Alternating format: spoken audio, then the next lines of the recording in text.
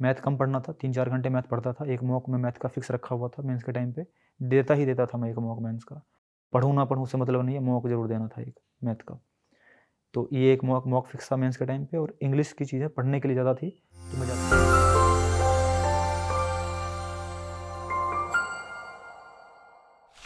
आप सभी का रैमो विद टॉपर शो में हार्दिक स्वागत है। आज के इस एपिसोड में मेरे साथ हैं नया नगर समस्तीपुर बिहार से युवराज भारद्वाज, जिनकी एसएससी सीजीएल 2020 में ऑल इंडिया रैंक 71 है और इन्होंने एएसओ की पोस्ट ऑप्ट करी है मिनिस्ट्री ऑफ एक्सटर्नल अफेयर्स यानी एमईए में। युवराज का एसएससी में ये दूसरा अटेम्प्ट है और इन्होंने पहले अटेम्प्ट में भी एसएससी सीजीएल निकाल लिया था। हम जानेंगे कि इन्होंने कौन सी पोस्ट ऑप्ट करी थी और क्यों इन्होंने दोबारा एग्जाम दिया, क्यों इन्होंने एमईए ऑप्ट करा, क्या एडवांटेज है एमईए में होने के, सब कुछ जानने की कोशिश करते हैं। सबसे अच्छी बात इनकी जर्नी में आपको जानने को मिलेगा कि ये एक गांव से हैं और वहाँ कोई ऐसी कोचिंग वोचिंग का एक्सेस इनको नहीं रहा। पूरी पढ़ाई इन्होंने ऑनलाइन करी है, सेल्फ स्टडी से यूट्यूब और बुक्स और मॉक्स का इस्तेमाल करके इस एग्ज़ाम को बहुत अच्छी रैंक के साथ क्रैक किया है।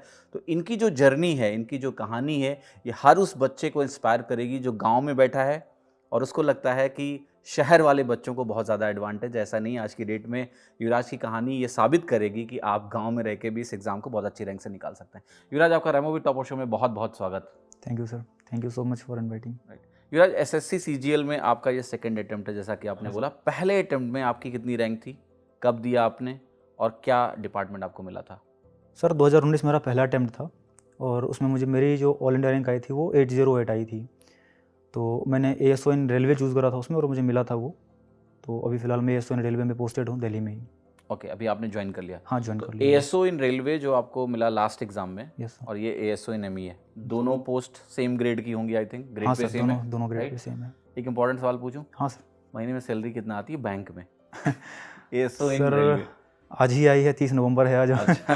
आज ही आई है 72189। 72189, राइट? ये इन हैंड ये सैलरी। In hand salary. और हाँ सर। ग्रॉस कितनी होती है? ग्रॉस सर 79 समथिंग, 79 ग्रॉस है, बाकी इतना डिडक्शन है, तो मतलब 72,000 रुपये अच्छी खासी रकम है ना? अच्छा लगता है? ठीक लगता है अब तो, ऑब्वियसली अच्छा लगेगा। और सैलरी 30 को आ जाती है हर बार, मतलब 30 को एकदम सुबह सुबह आ जाती महीने है। के आखिरी दिन? हाँ सर, बिल्कुल। ठीक है, बहुत बढ़िया। तो ये एक मोटिवेशन आप सुनिए कि जैसे आपकी जॉब लगेगी और अगर आप इस ग्रेड पे में एंट्री लेते हो तो 72,000 रुपये आपके महीने में क्रेडिट होंगे। अब ये प्लान करो कहाँ खर्चा करना है उसको। ठीक है। इरस, एक सवाल जो सबसे इम्पोर्टेंट है कि एमईए क्यों आखिर आपका? क्योंकि जो आपको एएसओ मिल चुका है रेलवे में, सेम ग्रेड है, सेम एएसओ की पोस्ट है, तो एमईए लेने के क्या एडवांटेज हैं? क्या कुछ प्रमोशनल एडवांटेज हैं या फिर क्या दिमाग में था कि एमईए के लिए आपने दोबारा अपीयर किया? एक्चुअली सर, कोई भी स्टार्ट करता है तो जो चाहता है कि जो बेस्ट हो वो मिले, ठीक है, और अपने पसंद के हिसाब से कि यही चाहिए मुझे। तो मैंने जब स्टार्ट करा था तो मैंने बहुत सारे जॉब प्रोफाइल सर्च करे थे यूट्यूब के थ्रू, और जो लोग मेरे जान पहचान में अगर कुछ थे तो मैं उनसे बात करा था। तो मेरे भैया थे जिन्होंने 2016 से ऑडिटर लिया था, तो उन्होंने मुझे रिकमेंड किया था कि एमईए एक बेटर पोस्ट है, 2016 के थ्रू उन्होंने बताया था मुझे। तो एक माइंड मेकअप था मेरा तभी से कि एक एमईए लेना है। और फिर जब मैंने और उसकी जॉब प्रोफाइल सर्च करी तो कुछ अच्छे जॉब्स मुझे मिले, इनकम टैक्स इंस्पेक्टर था, एमईए था, ये सब था, बट स्टिल जो एमईए वाला था वो मुझे लग रहा था कि एमईए लेना है। तो 2019 में जो लास्ट टाइम प्रिपरेशन थी वो उस लेवल की नहीं पहुंच पाई थी प्रीलिम्स में, जिस वजह से प्रीलिम्स में मार्क्स मेरे कम रह गए थे और मेरी रैंक काफ़ी पीछे थी। तो फिर 19 में जो फाइनल था वो फिर एसओ रेलवे पे जाकर ख़त्म हुआ। तो 2020 में मेरा टारगेट यही था कि अब अगर लेना है तो एमईए लेना है। फिर मैंने एमईए के लिए खाली प्रिपरेशन किया, अगर जो थोड़ा बहुत करा, तो फाइनली फिर मैंने एमईए, मेरा मेन वही था, स्टार्टिंग से टारगेट था एमईए, तो इसीलिए फिर मैंने एमईए लिया। अदर और कोई खास फॉरेन जाने का मन था? फ़ॉरेन सर, फ़ॉरेन का भी है कहीं ना कहीं, ऑब्वियसली फ़ॉरेन जाने का रहता है कि, और आप अगर एक गांव से रहते हैं तो आपको पता ही है कि सही बात है, लड़का विदेश में है वो तो वो थोड़ा सा एक सीन रहता है कि विदेश में काम कर रहा है ये वो। और बिहार से हैं तो सर बिहार में थोड़ा और चीज़ों को और ज़्यादा इनक्रेज करते हैं लोगों की, हाँ विदेश में जाके काम कर रहा है, तो एक थोड़ा सा वो भी मिलता है बढ़िया। अच्छा, जॉब लग गई, पैसे हाथ में आ गए। हाँ। फ्लाइट में बैठे हो कि नहीं बैठे हो अभी? हाँ सर, बैठा हुआ हूँ, तो बैठा कब बैठे? और सर मेरे के साथ 2017 में मैं पहली बार बैठा। 17 में फ्लाइट, मतलब फ्लाइट वेट की जर्नी आप कर हाँ, चुके वो हो, कर चुका हूँ। फ्लाई कर चुके हो। हाँ, ठीक है, अब आशा है कि आप इंटरनेशनल अब फ्लाइट भी जल्दी पकड़ो। इंटरनेशनल फ्लाइट में, यस सर। ठीक है। सो युवराज, आपका थोड़ा एजुकेशनल बैकग्राउंड क्या है, थोड़ा इसके बारे में बताइए। सर एजुकेशनल बैकग्राउंड एक्चुअली मेरा घर समस्तीपुर है, बट मैं रहता बेगूसराय में था, उसके नियर बाय डिस्ट्रिक्ट है, मेरा ननिहाल था वो। तो वहीं से मैंने 10th मेरी कंप्लीट करी थी बिहार बोर्ड के गवर्नमेंट स्कूल से। वहाँ से फिर मैं 11th-12th करने के लिए मुजफ्फरपुर मूव कर गया। 10th में आपका मीडियम क्या था? 10th में सर बिहार बोर्ड में सर हिंदी मीडियम था मेरा। कितने परसेंटेज मार्क्स थे? Sir 65% marks. 65%, Yes, okay. तो वहाँ से फिर मैं मूव करा 11th-12th करने के लिए मुजफ्फरपुर, क्योंकि गांव में एक माहौल होता है कि जाके पढ़ेंगे तो कुछ बेटर कर पाएंगे आगे करके। तो यही सोच के फिर मैं भी मुजफ्फरपुर गया था। और मेरे मामा जी हैं, वो बैंक में है अभी, वो मुजफ्फरपुर जाके उन्होंने तैयारी करी थी, बैंक उन्होंने निकाला था, तो एक वो भी मोटिवेशन था कि जाके पढ़ेंगे हम भी आगे निकालेंगे। तो इसलिए मुजफ्फरपुर गया। बट 11th-12th करके फिर मैं वापस आ गया समस्तीपुर, जो मेरा होम टाउन था। तो 12th मैंने कंप्लीट करा 2016 में। वहाँ से कंप्लीट करके मैं 2016 में ही आ गया यहाँ समस्तीपुर। और ग्रेजुएशन में मैथ्स ऑनर्स मैंने लिया था, तो फिर मैंने ग्रेजुएशन वहाँ से करा 2016 से 2019 में। और फिर 19 में CGL आ गया। तो फिर यही सीजीएल का वही आपके भैया हाँ, जो भैया थे एक्चुअली, मोनू भैया हैं, वो ऑडिटर लगे थे 2016 से। तो उनके लगने के बाद मुझे पता चला कि CGL कुछ होता है। मैं उनसे मिलने के लिए गया, 2017-18 की ही बात होगी है। उन्होंने बोला कि अभी ग्रेजुएशन फ़िलहाल कर लो, सेकेंड ईयर तक, लास्ट ईयर में थोड़ा थोड़ा स्टार्ट करना। तो उन्हीं के गाइडेंस में मैंने थोड़ा थोड़ा स्टार्ट करा था प्रिपरेशन थर्ड ईयर में। और वही प्रिपरेशन करने के लिए फिर मैं गाँव चला गया। बेगूसराय ही था उनका घर, मतलब एग्जैक्टली गाँव का नाम रानी है। तो मैं रानी में रह के प्रिपरेशन स्टार्ट करा अपना। जो मेरी बेसिक जो होती है ना कि हाँ, काफ़ी दिन पहले की चीज़ें थी, अरिथमेटिक वगैरह या जो एडवांस की ज्योमेट्री थी, तो मैंने वो पहले 9th-10th की बुक से एक बार रिवाइज़ करा। वो मैंने वहीं करा। वो कंप्लीट करने के बाद फिर मैं आ गया अपने गांव। वहाँ आके मैंने फिर अपनी जो एक हार्डकोर प्रिपरेशन होती है वो स्टार्ट करा था दिसंबर 2019 से। एक सवाल युवराज यहाँ पूछूंगा, आपने बताया हाई स्कूल के आपके परसेंटेज 65 थे। हाँ। 12th में कितना परसेंटेज था? सर 12th में 60.2%। 60.2। ग्रेजुएशन? वो भी सर 60.8 समथिंग। ग्रेजुएशन तो फिर भी मैं कहूँगा ठीक परसेंटेज है, कंसिडरिंग आपने BSc करी है, राइट? BSc करी। बट 10-12 के परसेंटेज देख के ये नहीं कहूँगा कि आप बहुत ही ज़्यादा टॉपर रहे हो क्लास में, राइट? तो एग्ज़ाम की तैयारी के पहले अक्सर हमें लगता है कि हम स्कूल में टॉपर नहीं है तो चलो कोई कोचिंग वगैरह करते हैं। आपका क्या कारण था कि आपने सेल्फ स्टडी सोचा? एक्चुअली सर, मैंने जब मोनू भैया से मिला ना, तो उनके पास कोई रिसोर्सेज नहीं थी तैयारी करने की, तब भी उन्होंने कर ली थी। और उन्होंने प्रिपरेशन घर से ही रह के किया था। उन्होंने ही मुझे बोला था कि इसमें कुछ ऐसा नहीं है कि जो हमें 10th में 90% चाहिए और 12th में 90% चाहिए तभी हम यहाँ कर पाएंगे। सीधा बताया उन्होंने, जो है वो इतना ही पढ़ना है जो इसमें है, बस इतना कर लो, घर पे रह के कर सकते हो आसानी से। उन्होंने बोला था एक बार करके देखो, नहीं हो तब जाना। तो मैं वो करके देख रहा था 2019 में। तो मुझे ये नहीं पता था कि मेरा हो जाएगा, मैं बस करके देख रहा था 2019 में। फिर ये बात है कि जो उसमें सिलेबस था, क्वांट का जो सिलेबस था, वो जब मैंने शुरू करा तो मज़ा आया, मुझे इंटरेस्ट आया उसको करने में, फिर करते चला गया फिर। और फिर आपका सिलेक्शन भी उस साल हो गया। हाँ, 2019 में। तो एक बार आप डिटेल थोड़ा स्ट्रेटजी में घुसेंगे, थोड़ा सा अपना फैमिली बैकग्राउंड बताइए। फैमिली में कौन कौन है? सर मेरी फैमिली में मैं हूँ, मेरे पापा हैं, माँ है और भाई है छोटा, वो अभी ग्रेजुएशन कर रहा है फ़िलहाल, कंप्लीट होने ही वाला है, हो गया होगा। और मैं रहा ननिहाल में रहा हूँ, बचपन से मैं ननिहाल में रहा था, बेगूसराय रानी। 10th के बाद मैं वापस आया था अपने घर। तो जो बच्चे ननिहाल में रहते हैं अक्सर कहते हैं कि आप बिगड़े हुए होते हैं कि नाना नानी मार तो पीटते हैं, यानी दुलार प्यार ज़्यादा। सर वो तो था, बट आप ऐसा लग नहीं रहा है आपके साथ। एक्चुअली सर मेरे ननिहाल में थोड़ा केस उल्टा था। अच्छा। वहाँ के जो एजुकेशनल बैकग्राउंड है वो थोड़ा ज़्यादा स्ट्रॉन्ग है कंपेरेटिवली मेरे पैटर्नल हाउस के। पहले से मामा जी लोग जॉब में हैं और नानी मेरी टीचर थी खुद, तो उसका थोड़ा इफेक्ट था। ऑब्वियसली नानी डांट देती थी, जनरली लोग नानी मतलब उनके साथ में, मतलब दोनों कॉम्बिनेशन था वहाँ का, जो डिसिप्लिन वे में चलता था, रहना पड़ा आपको। हाँ, ठीक है, ग्रेट। एक चीज़ और, आपके पेरेंट्स क्या करते हैं? मेरे पापा जॉब करते हैं, प्राइवेट जॉब में हैं, झारखंड में है फ़िलहाल, और माँ हाउस वाइफ है। ओके, ठीक है। सो अब आते हैं आपकी प्रिपरेशन जर्नी पे थोड़ा। उसके पहले मैं पूछना चाहूँगा आपके मार्क्स जो है कितने थे CGL 2020 में? 2020 में सर टोटल मार्क्स 601.9 थे। और सब आप टियर 1 वाइज याद है? टियर 1 में सर 176 के अराउंड थे, और क्वांटे में 192.5 आए थे, इंग्लिश में 168.75 और टियर 3 65। ओवरऑल आपका 601 पॉइंट समथिंग बना। ठीक है, वेरी गुड। तो युवराज, जैसा आपने पूरा सेल्फ स्टडी से प्रिपरेशन करी है और आपने यूट्यूब का बहुत बढ़िया इस्तेमाल किया है तैयारी में, तो मैं ये जानना चाहूँगा विस्तार से कि जो बच्चा सेल्फ स्टडी कर रहा है वो आपकी स्ट्रेटजी को शायद कॉपी करेगा कि कहाँ से पढ़ें, क्या सब्जेक्ट कहाँ से करें। तो थोड़ा सा डिटेल्ड वे में बताइए कि आपने जैसे मैथ्स की तैयारी कैसे करी, किन रिसोर्सेज का यूज़ किया, क्या बुक्स यूज़ करी, कहाँ से वीडियो देखे, कैसे एक टॉपिक को कवर किया, कैसे उसको रिवाइज़ किया, प्रैक्टिस कैसे करी, शॉर्टकट्स कैसे सीखे, वगैरह वगैरह सब कुछ। तो मैथ्स विषय की बात कर रहे हैं, जरा इसके बारे में पूरा डिटेल में आपको बताना है, आराम से समय लेके। तो सर जैसे मैंने बताया कि 2018 में मैं रानी मूव करा था, तो बेसिक के लिए जब मैंने मोनू भैया से बात करा तो उन्होंने बोला 1 महीने के बाद ना CHSL होने वाला था उस टाइम पे, 17 वाला CHSL। उन्होंने बोला फ़िलहाल 1 महीना है तो ज़्यादा कुछ नहीं कर सकते। तो मैंने एक RS अग्रवाल की बुक ले ली, आती है एक बेसिक हिंदी मीडियम की बुक आती है RS अग्रवाल की। वो 1 महीने में मैंने लगभग अरिथमेटिक उसकी कंप्लीट कर ली और थोड़ी बहुत एडवांस जो मुझे पहले से पता था। तो ये RS अग्रवाल क्वांटिटेटिव एप्टीट्यूड वाली? हाँ, क्वांटिटेटिव एप्टीट्यूड वाली। हिंदी में इंग्लिश में? हिंदी में सर। मतलब आप तैयारी हिंदी मीडियम से कर रहे थे? ओके। तो वो मैंने स्टार्ट करा वहाँ से, और 1-1.5 महीने में लगभग टाइम था हमारे पास, तो मैंने वो कंप्लीट करा वहाँ से। वो दे के आया, उसमें मेरे लगभग 42 समथिंग मेरे मार्क्स आए थे। तो मुझे लगा ये तो कुछ भी नहीं है। जो सबसे फर्स्ट इंस्टेंस होता है ना कि आप एग्ज़ाम देने गए, आप जब आंसर किया आई तो 42 मार्क्स मेरे आ गए। मैंने 21 अटेम्प्ट करा था, सारे सही हो गए। तो फिर लगा अब तो हो जाएगा, कुछ भी नहीं है, मैथ्स तो कुछ भी नहीं, 1 महीने में। बट फिर जब थोड़ी तैयारी स्टार्ट करी, जब उसके डीप में गया कि अब क्या कर सकते हैं, तो सबसे पहले मैंने 9th और 10th की बुक ली। 9th और 10th की जो आर डी शर्मा की बुक आती है, वो वाली बुक से मैंने पूरी बेसिक कंप्लीट करी अपनी।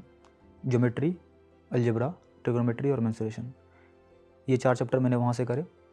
इसमें काफ़ी टाइम लग गया था, लगभग 6-7 महीने लग गए थे। तो चूँकि मेरा 3rd ईयर का ग्रेजुएशन था, तो मेरे पास टाइम था काफ़ी, तो मैंने आराम से ये करा। और ये करने के बाद फिर मैं वापस RS अग्रवाल दोबारा करा। तो RS अग्रवाल जो दूसरी बार मैंने करा, उसके बाद फिर एक बुक आती है लूसेंट की हायर मैथमेटिक्स। वो रिकमेंड करा था मुझे किसी दोस्त ने कि ये ले ले, क्योंकि एडवांस नहीं था उस बुक में। जो मैं RS अग्रवाल पढ़ता था ना, उसमें एडवांस था ही नहीं। तो मैं फिर ये वाला ले लिया, लूसेंट हायर मैथमेटिक्स। इसमें ज्योमेट्री वगैरह थी, मैंने फिर इससे करा। ये जब ये दोनों बुक मेरा RS अग्रवाल और ये लूसेंट वाली ख़त्म हो गई, तो एक ठीक ठाक कॉन्फिडेंस आ गया था। और इसी के बेस पे मैं गया था CDS देने के लिए। मैंने एक CDS का फॉर्म भरा था, क्योंकि मेरी ग्रेजुएशन ऑलमोस्ट कंप्लीट हो गई थी मार्च-अप्रैल के आसपास 2019 में। तो मैं CDS दे के आया, CDS दिया, और फिर उसके बाद CHSL का पेपर था कुछ दिन के बाद।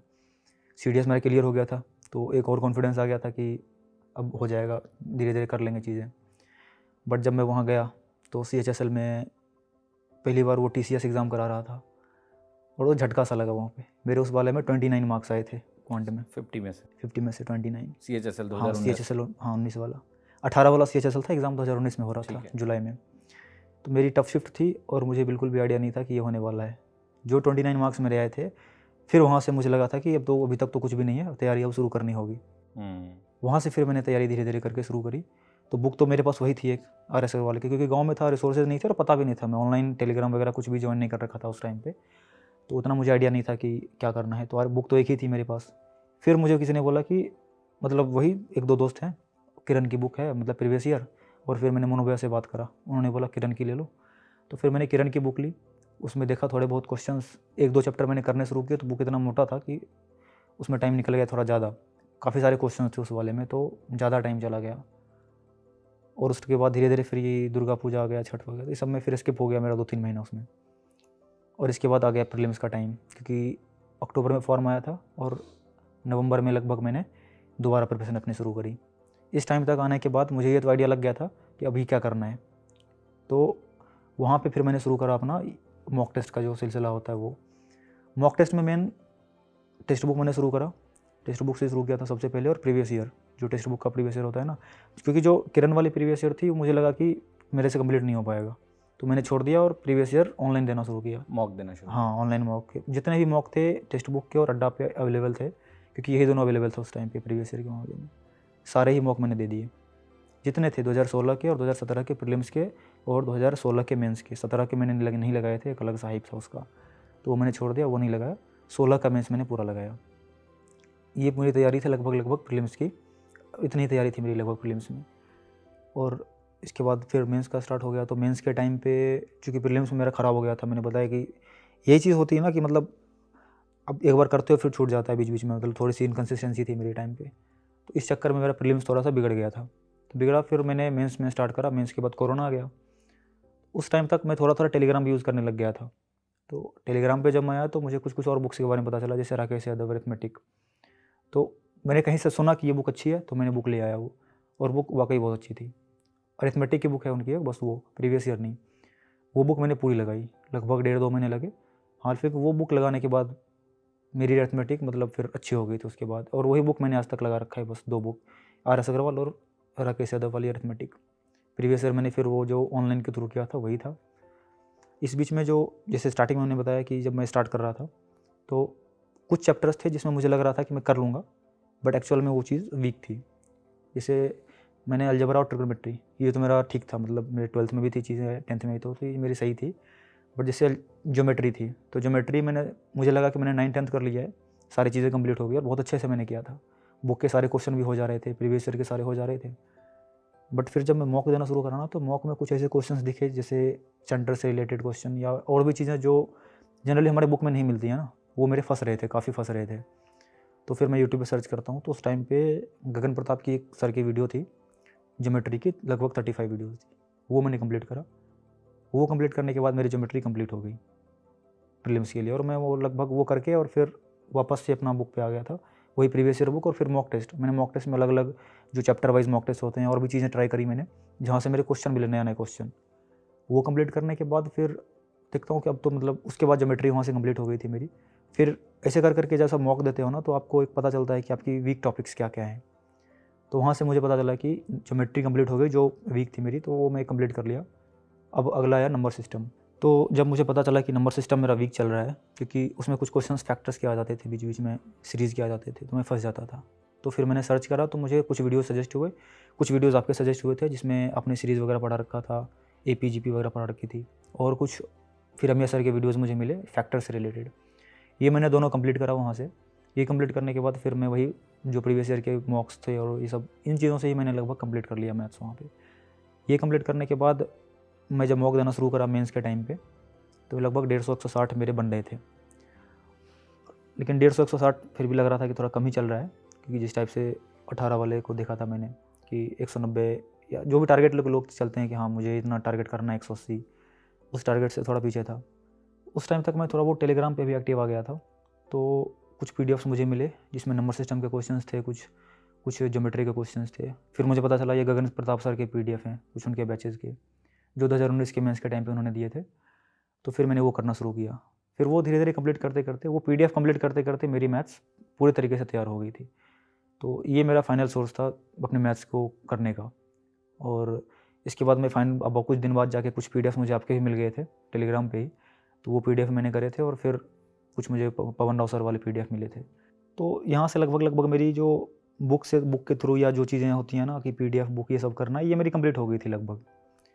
अब यहाँ के बाद फिर आती है मॉक्स। तो उसी टाइम पे आपने मॉक्स लॉन्च करा था, सुपर मॉक, तो लिया मैंने भी सुपर मॉक। ऑब्वियसली मॉक कम पड़ रहे थे हमारे पास उस टाइम के हिसाब से, उस टाइम पे इतने सारे मॉक्स अवेलेबल नहीं थे ना। तो सुपर मॉक मैंने लिया, और टेक्स्ट बुक और ग्रेड अप, ये 3 में मॉक फ्रिक्वेंटली दिया करता था। मॉक देते टाइम फिर ये हुआ कि अब 2 क्वेश्चन में हमेशा ही छोड़ा करता था, बाकी सारे क्वेश्चन तो हो जाते थे। 2 क्वेश्चन में क्योंकि 2 से 3 क्वेश्चन रहा करते थे कोऑर्डिनेट ज्योमेट्री के हर एक मॉक में, और वो मैं हर एक मॉक में छोड़ देता था, क्योंकि मेरी 11th में भी कोऑर्डिनेट ज्योमेट्री वीक थी थोड़ी। फिर मैंने कोऑर्डिनेट ज्योमेट्री खोजा यूट्यूब पे, तो उसमें आपका वीडियो मिला, क्योंकि एक ही वीडियो मिल रखी थी वो। मैंने कोऑर्डिनेट ज्योमेट्री फिर वहाँ से अपने नोट्स भी बनाए थे। मैं 3-4 चैप्टर के ही नोट है मेरे पास, एक ज्योमेट्री, नंबर सिस्टम, और एक थोड़ी बहुत ट्रिग्नोमेट्री और कोऑर्डिनेट ज्योमेट्री, क्योंकि मुझे पता था कि मैं फिर भूलूंगा इसको, तो मैंने नोट बना के रख लिया था। तो कोऑर्डिनेट ज्योमेट्री मैंने फिर वहाँ से वीडियो से कंप्लीट करा।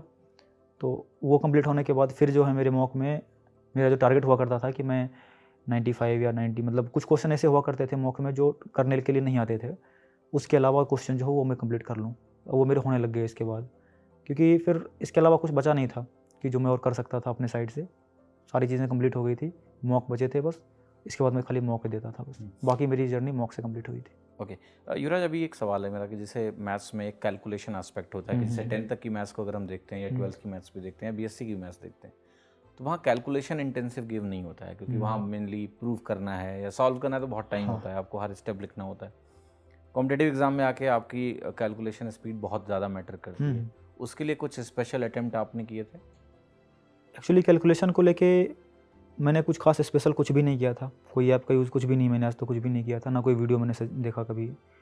कैलकुलेशन बस मेरा ये मानना था कि जो कैलकुलेशन करनी है वो अपने अंदर से आनी चाहिए। आप जितनी ज़्यादा कॉपी पे लिखोगे उतना ज़्यादा आपका हेल्प होगा उन चीज़ों में। तो मैं जब क्वेश्चन करता था ना, तो मैं सारे क्वेश्चन कॉपी पे लिख के करता था हमेशा ही, भले ही मैं वो मुजावानी कर लेता था, स्टिल मैं उसको कॉपी पे, क्योंकि मेरी पेन चलाने की जो स्पीड है ना वो थोड़ी ज़्यादा हो गई थी यही कर करके।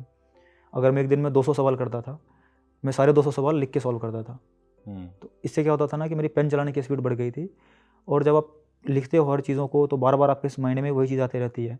अगर बार बार आप 14.28% लिख रहे हो ना, आपके माइंड में अपने आप आ जाएगी कि 1/7 ही होता है। मैंने इस चीज़ के लिए भी कभी वीडियो नहीं देखा है, कि मुझे पता नहीं था कि ये इसका वीडियो अलग से पड़ा हुआ है कहीं यूट्यूब पे कि 12.5% का 1/8 होता है। ये वही लिख के आया था मेरे पास कि अच्छा 12.5 बार बार 1/8 आ रहा है तो ये 1/8 ही होगा। तो मेरी कैलकुलेशन इसी से आई है, धीरे धीरे डेवलप हुई, टाइम लगा, बट वो मैं मॉक के थ्रू ही मैंने किया है ऑलमोस्ट। कैलकुलेशन के लिए मैंने कुछ स्पेशल कभी नहीं किया, जो था मैंने मेन प्रैक्टिस से ही खुद की बेसिक कैलकुलेशन मैंने करी है। कभी भी जैसे 312 गुने 525 है तो ये मैं खुद से करता था कैलकुलेशन, कोई ट्रिक नहीं ढूंढता था।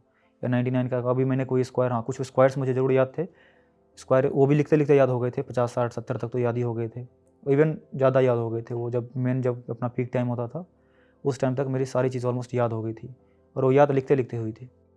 बार बार वही कैलकुलेशन आता है एसएससी में, ऐसा नहीं है कि कुछ खास इरेलीवेंट क्वेश्चन आ गया, कैलकुलेशन भी घूम घूम के आता है वही चीज़। अगर आप बार बार वही चीज़ कर रहे हो ना, ज़्यादा प्रैक्टिस कर रहे हो, बिल्कुल, तो वही चीज़ बार बार आपके पास आएगी। हर बार आ रहा है, बार बार आ रहा है, 21 गुने 11 आ रहा है, बार बार 22 गुने 12 आ रहा है, 264 ही होता है ये चीज़ करते करते याद हो गई थी।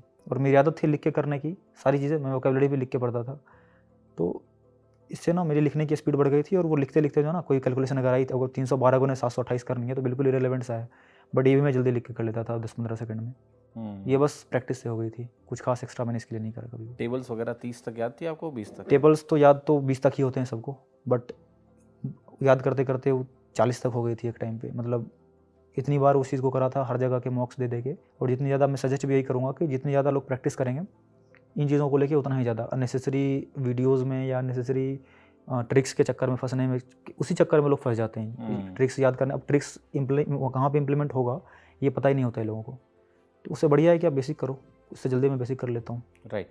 एक चीज़ और युवराज की, जो मॉक होता है, जो मैथ्स के मॉक को आपने कैसे यूज़ किया? एक तो आपने बताया कि जो टॉपिक आप नहीं कर पा रहे हो, वीक है, उसको आइडेंटिफाई करना, देन उसको फिर से पढ़ लेना, कहीं और से अच्छे से कवर कर लेना। इसके अलावा मॉक में जो एरर्स होती हैं, जैसे कई बार सिली एरर्स होती हैं, उसका करेक्शन प्रोसेस क्या था? मतलब कैसे आपने मॉक को यूज़ किया मैथ्स को इम्प्रूव करने में? सिली एरर्स तो ऑब्वियसली अगर कोई क्वांट का मॉक दे रहा है या फिर कोई भी सीरियसली प्रिपरेशन कर रहा है तो यूज टू होगा सिली मिस्टेक्स को लेके, क्योंकि होता ही है।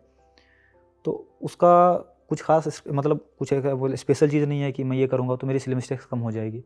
हाँ, लेकिन एक चीज़ मेरे माइंड में ये रहता था कि जैसे अगर मैं अभी सिली मिस्टेक ये कर रहा हूँ, मैंने ये मॉक दिया, 100 मैंने 95 अटेम्प्ट करा, 4 मेरे से गलती हो गई और चारों सिली मिस्टेक होती थी। तो 4 सिली मिस्टेक जो इस बार हुई है ना, मेरा टारगेट ये होता था कि ये सिली मिस्टेक मैं अगले में ना करूँ। अगर मैं किसी में LSA को TSA मार दिया हूँ तो मेरा टारगेट रहता था कि मैं अगले में ये ना गलती ना करूँ, और यही मैं बार बार रिपीट करते रहा। इस मौके में अगर ये गलती हुई ना, और मैं इसमें सक्सेसफुल होता था काफ़ी, मैं अगर एक गलती इस मौके में कर दूँ तो रेयरली फिर अगले मौके में होती थी। और ये फिर मैं इसको रिपीट करते करते करते करते इतनी सारी गलतियाँ मुझे खुद की पता चल गई कि वो फिर एट द एंड 1-2 मुश्किल से गलत होते थे मेरे। स्टार्टिंग में 5-6 हो जाते थे, बट वो चीज़ होती थी कि हाँ, अब क्योंकि कुछ लोगों का एक ये प्रॉब्लम होता है कि अगर वो ज़्यादा संभल के करने लगते हैं तो अटेम्प्ट कम हो जाता है, ज़्यादा स्पीड में जाते हैं तो गलती कर बैठते हैं। तो इन दोनों को बैलेंस बनाने के लिए यही एक सबसे बढ़िया उपाय है कि आप जो सिली मिस्टेक करते हो, आप कोशिश करो उसको अगले मॉक में ना हो। ये सबसे बढ़िया तरीका है, क्योंकि सिली मिस्टेक क्या है, मतलब जो हमें पता ना हो और हम गलती कर बैठते हैं, वही सिली मिस्टेक होती है। वो उसका तरीका यही है, आपको ये चीज़ पता नहीं थी कि आपने ये मिस्टेक करी, अब तो आपको पता है ये चीज़ की मिस्टेक हो गई है, आप अगले में मत करो वो चीज़। मतलब मिस्टेक्स को कॉन्शियस मेमोरी में लेके आओ, लेकर आओ, बिल्कुल। ताकि आप अगली बार उसको हाँ, कॉन्शियस रहो, हाँ, उसको लेके गलती बिल्कुल ना बिल्कुल। करो। ये इस टाइप, अगर जैसे ही उस टाइप की चीज़ें दिखी आपको, आप तुरंत एकदम कॉन्शियस हो जाओ कि हाँ, ये मैंने पिछले मॉक में ये गलती करी थी। और मुझे दिखता भी था, मैं डिफरेंट मॉक देता था। सुपर मॉक दिया मैंने, टेक्स्ट बुक दिया, अगली बार मैंने ग्रेड अप दिया, तो 3 मॉक से 10 गलतियाँ मेरे को मिल गई कि ये 10 गलतियाँ मैं कर रहा हूँ। अब मैं अगला रिपीट जो करता था, फिर अगली बार मैंने टेक्स्ट बुक दिया, अब उन 10 में से तो एक गलती मेरे से नहीं होती थी, अब कुछ नया गलती आ गया तो 11वीं गलती आ गई। इस तरीके से मैंने गलतियों को काउंट करते करते करते करते इतनी सारी गलतियाँ मैंने कर ली मॉक में, तो फिर एग्ज़ाम में जाके वो गलतियाँ नहीं हुई। एंड मैं एग्री करता हूँ इस बात से कि देखिए, जितनी भी मिस्टेक्स हैं उनकी भी एक तरह से उनका भी दायरा है, एक हाँ, बिल्कुल limit है। बिल्कुल बिल्कुल। ऐसा नहीं कि मिस्टेक्स अनलिमिटेड होती हैं, there are types of errors that types you of make. Errors. तो अगर आप सफिशिएंट मार्क्स दोगे तो आपको वो टाइप्स ऑफ एरर्स पता चल जाएंगी, आपको भी पता चल जाएगा कि कहाँ पर आप बार बार मिस्टेक करते हो। मिस्टेक्स का एक पैटर्न भी होता है, तो यू नो द पैटर्न कि मैं कैसे गलतियाँ कर रहा हूँ। अगर आप कॉन्शियसली उसको स्टडी करोगे तो अपने आप इम्प्रूव होंगे। बिल्कुल। ठीक है, अब युवराज आते हैं आप दूसरे सब्जेक्ट पे, जो कि है इंग्लिश। इंग्लिश की तैयारी आपने किस तरीके से स्टार्ट करी, क्या कंटेंट यूज़ किया, सारा विस्तार में बताइए। सर इंग्लिश को लेके तो क्योंकि जब मैंने एकदम इंग्लिश स्टार्ट करी थी तो मेरा जो मैंने फर्स्ट मॉक दिया था, मेरे 7 मार्क्स आए थे आउट ऑफ 50। तो मुझे पता था कि इंग्लिश में तो पढ़ना है ही। हाँ, बिल्कुल ख़त्म है, बिल्कुल। मैं आपको एक्सपीरियंस शेयर करूंगा। जब मैंने पहली बार कैट एग्जाम दिया ना, तो इंग्लिश में मेरे मार्क्स जो है नेगेटिव में थे। ठीक है। हाँ सर। तो क्वांट में तो फाड़ू परसेंटाइल है, हाँ, सब चल रहे हैं। DILR में अच्छा है, और इंग्लिश में नेगेटिव। तब मुझे रियलाइज़ हुआ कि इंग्लिश कुछ नहीं आती है। हाँ, और वो पहली बार तभी लगा था मुझे भी। रियलाइज़ होता है, एक अशेम्डनेस भी मतलब महसूस एक्चुअली होती है कि 10th तक मेरी हिंदी मीडियम थी, 11th में मैंने इंग्लिश मीडियम में मूव करा था। तो 11th-12th और ग्रेजुएशन मेरी इंग्लिश मीडियम में हुई थी। क्योंकि इंग्लिश मीडियम क्या ही था, मैथ्स ऑनर्स में ज़्यादा इंग्लिश मीडियम कुछ होता नहीं हो, तो मैथ्स की चीज़ें हैं। बट एक कॉन्फिडेंस सा था कि इंग्लिश तो अब तो इंग्लिश मीडियम के स्टूडेंट इंग्लिश हो जाएगा। 7 मार्क्स जब आए थे, वो देख के लगा था कि अभी भी वही हैं। फिर मैंने वहाँ से शुरू करा था कि चीज़ें अब क्या करनी चाहिए, नहीं करनी चाहिए। तो जैसे मैं रानी में था उस टाइम पे, बताया आपको, बेसिक एजुकेशन जो इस चीज़ के लिए मैंने शुरू करा था। तो वहीं पे सोनू भैया हैं, उन्होंने मुझे सजेस्ट किया, जो मोनू भैया थे उनके बड़े भैया हैं, ठीक है। उन्होंने सजेस्ट किया, एच.सी. हार्डविक एक बुक आती है वोकेबलरी के लिए, क्योंकि ऑब्वियसली मुझे वोकेबलरी एक भी नहीं पता थी। जो मॉक में थे ना, उसमें से 10 वोकेबलरी थी, 10-12, उसमें से एक भी मुझे नहीं पता था क्या है। मतलब कुछ भी नहीं पता था पूरे मॉक में, आप ये लगा लो। मैं 4-5 बस कर दिया कुछ भी, 2-3 सही हुए, गलत हुए, जो उसी में मार्क्स आए थे 7 मार्क्स। क्यू मैथ का मॉक था वो भी, बहुत पहले। एच.सी. हार्डविक बुक लिया मैंने वोकेबलरी के लिए। गांव में उस टाइम पे जो लुसेंट की एक बुक आती थी इस चीज़ के लिए, ग्रामर के लिए, तो वो मुझे बोले कि ये ले लो, ये पढ़ो। तो ग्रामर से मैंने वहाँ से शुरू करा, लुसेंट ग्रामर और एच.सी. हार्डविक वोकेबलरी के लिए। ये 2 चीज़ें मैंने स्टार्ट करी वहाँ पे एकदम। 2-3 महीने, 4 महीने, 5 महीने, 6 महीने, जब तक मैं वो 10th वाली 9th-10th वाली चीज़ें मैथ में कर रहा था, तब तक मैं इधर एच.सी. हार्डविक और ये भी कर रहा था साइमल्टेनियसली इंग्लिश के लिए। ये कंप्लीट करते करते मतलब, और मैं मॉक देना छोड़ दिया मैंने। एक मॉक के बाद मॉक देना मैंने छोड़ दिया था, जब मेरा CHSL पेपर हो गया था उसके बाद। फिर मैंने जब पूरी वो एच.सी. हार्डविक ख़त्म करा, 6 चैप्टर थे उसमें, 2000-2500 वर्ड थे लगभग। वो सारा कंप्लीट करने के बाद लगा कि कुछ वर्ड थोड़ा बहुत जो है धीरे धीरे कॉन्फिडेंस आना शुरू हुआ। लूसेंट वाली से मैंने ग्रामर करा, तो थोड़ा बहुत वहाँ से आइडिया लगा। एक काम मैं करता था उसमें भी, कोई भी जैसे मॉक टेस्ट था, अड्डा का उस टाइम ज़्यादा फेमस अड्डा था, तो मैंने अड्डा का वो मतलब लिया हुआ था सब्सक्रिप्शन। तो जो चीज़ें क्विज़ वगैरह आती थी ना, तो मैं क्विज़ लगाता था, ग्रामर की हो, वोकेबलरी की हो, कि मैंने जो पढ़ा वो सही में कहीं एग्जिस्ट करता है या फिर मैं बस पढ़ रहा हूँ, पता ही नहीं है। तो उसमें थोड़े मार्क्स आने शुरू हो गए थे। 20 मार्क्स में 10 मार्क्स, 30 में से कभी 12, कभी 15, इस तरीके से 10 नंबर आ रहे हैं। तो लग रहा, उसमें भी कॉन्फिडेंटली आ रहे थे। मतलब पहले था कि तुक्केबाजी में आ गए, 10 नंबर तो कॉन्फिडेंटली आ रहे थे। तो एयर ऑफ होप कि हाँ अब आ जाएगा थोड़ा करके। इसके बाद फिर मेरी आ गई ग्रेजुएशन, तो वो कंप्लीट कर गया। इसके बाद मुझे फिर पता चला कि मिरर ऑफ कॉमन एरर एक बुक है, और वो मुझे पता चला फिर मोनू भैया से। उन्होंने मुझे बताया कि ये बुक कर लो, मिरर ऑफ कॉमन एरर, तो ग्रामर कंप्लीट हो जाएगी। तो मैंने ग्रेजुएशन के 3rd ईयर में ही मिरर ऑफ कॉमन एरर शुरू कर दिया था करने के लिए, ग्रामर के लिए। क्योंकि इंग्लिश में ना उस टाइम पे जो कॉन्सेप्शन था वो ये था कि ग्रामर है, वोकेबलरी है, यही चीज़ पढ़ना होता है। तो मेरे माइंड में भी यही चल रहा था कि ग्रामर और वोकेबलरी अगर हम कर लेते हैं तो हमारी इंग्लिश कंप्लीट हो जाएगी। और जुलाई 2019 जब मेरा CHSL का पेपर था, तब तक मैंने कंप्लीट कर ली। मैंने पूरी ग्रामर पढ़ ली लूसेंट से और मिरर ऑफ कॉमन एरर से, और मैंने पूरी वोकेबलरी पढ़ ली एच.सी. हार्डविक से। तो अच्छा खासा कॉन्फिडेंस आ गया था। जब मैं मॉक दे रहा था टेक्स्ट बुक के, तो 35 मुझे बहुत अच्छा मार्क्स लग रहा था उस टाइम पे। इंग्लिश में हाँ, 7 से 35 बहुत अच्छा। हाँ, मतलब इतनी सारी चीज़ें करके 30 to 35 के बीच में ही रह रहा था, उससे ज़्यादा नहीं जाता था। बट कभी कभार 35 आया तो लग रहा था हाँ बढ़िया मार्क्स हैं। मैं उसको परसेंटेज में कैलकुलेट करता था, 70% आ रहे हैं, बढ़िया है, काफ़ी है।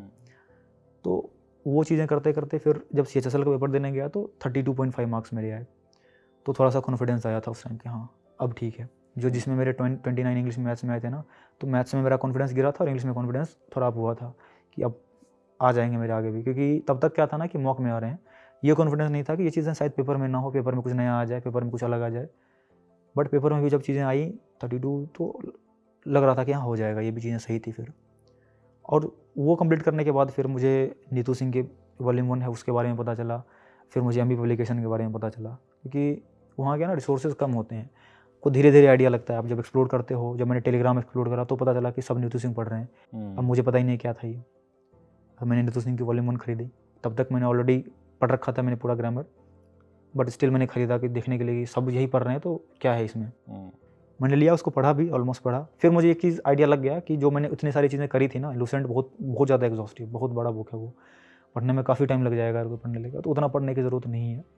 जब मैंने सबको देखा कि सब वॉल्यूम 1 पढ़ रहे हैं, तो मैंने भी फिर वॉल्यूम 1 खरीद लाया कि एक सेटिस्फैक्शन के लिए। मुझे ज़रूरत नहीं थी, मैं बाद में पता चला कि मुझे ज़रूरत नहीं थी, बट एक सेल्फ सेटिस्फैक्शन होता है कि हाँ सब पढ़ रहे हैं, आप भी पढ़ लो। तो मैंने नीतू सिंह की वॉल्यूम 1 खरीद लाया, मैंने पढ़ा भी उसको। हाँ, एक चीज़ रियलाइज़ हुआ पढ़ने के बाद कि अगर आप वो बुक अच्छे से पढ़ लेते हो तो फिर आपको किसी दूसरे बुक पढ़ने की ज़रूरत नहीं पड़ेगी, स्पेशली ग्रामर के लिए। एक नीतू सिंह की वॉल्यूम 1 और एक मिरर ऑफ कॉमन एरर, ये 2 बुक मेरे हिसाब से सफिशिएंट, मोर देन सफिशिएंट है इंग्लिश ग्रामर के लिए अभी, मतलब अभी तक जो मैंने जो पढ़ा है।